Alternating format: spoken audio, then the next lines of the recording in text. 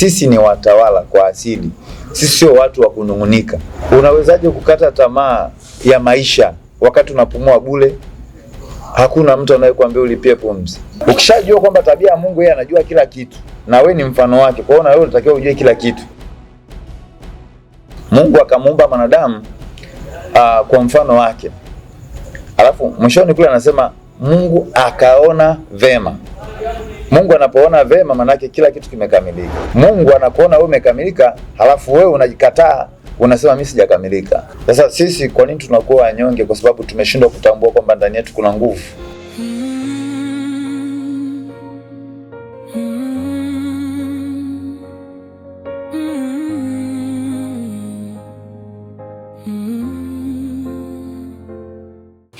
Bwana Yesu asifiwe.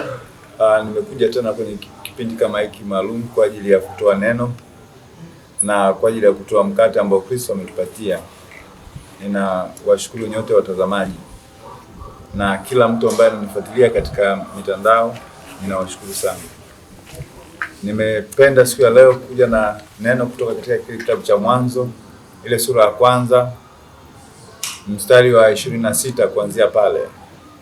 Neno la Bwana linasema Mungu anasema na tumfanye mwanadamu kwa mfano wetu na kwa sura yetu. Neno hili ni neno fupi, lakini kwetu sisi lina tija kubwa sana. Linatukumbusha kwamba katika maisha yetu sisi ni sura ya Mungu na sisi ni mfano wa Mungu. Katika kila tunachokiwaza, katika kila tunachokinena, katika kila tunachokihisi na katika kila tunachokihemka katika maisha yetu, lazima kiakisi kabisa sura na mfano wa Mungu mwenyewe.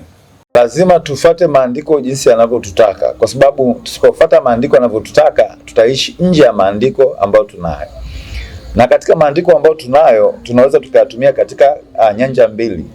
Nyanja ya kwanza tunaweza tukatumia kama maandishi yaliyo kwenye gazeti ambapo kitaalamu tunaita logos.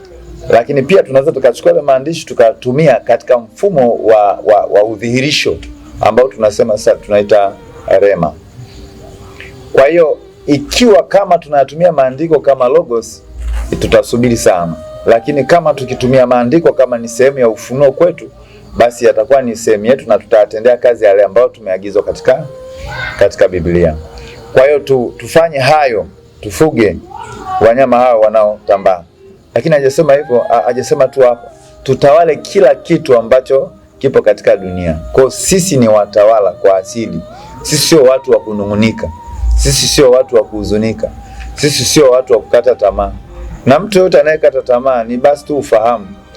Unawezaje kukata tamaa ya maisha wakati unapumua bure?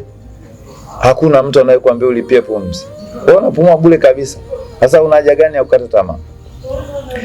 Wewe hapo wala haulipii ngozi ulionayo, wala haulipii damu ulionayo, wala haulipii mifupa uliokuwa nayo. Unawezaje kukata tamaa? Mimi nilifikiri kwamba kama una uwezo wa kukata miti, lakini sio kukata tamaa. Na mimi na falsafa yangu katika maisha nasema hakuna kukata tamaa mpaka kukata tamaa kwenyewe. Kwa hiyo mtu ambaye amemshika Kristo vizuri si rahisi kukata tamaa, kwa sababu mfano wetu mkubwa ni Yesu Kristo. Hakukata tamaa mpaka mauti na mpata. Hakukata tamaa mpaka nafufuka.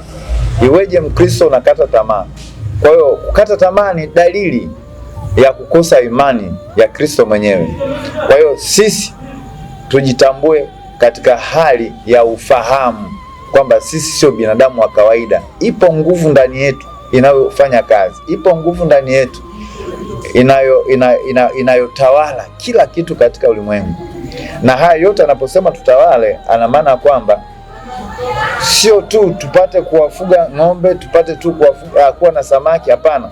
Lakini kutawala maana yake vitu vyote ambavyo viko ndani yetu vinatakiwa vitoke nje yetu. Kwa hiyo tunapovitoa vitu vya ndani kwenda nje ndio utawala wenyewe.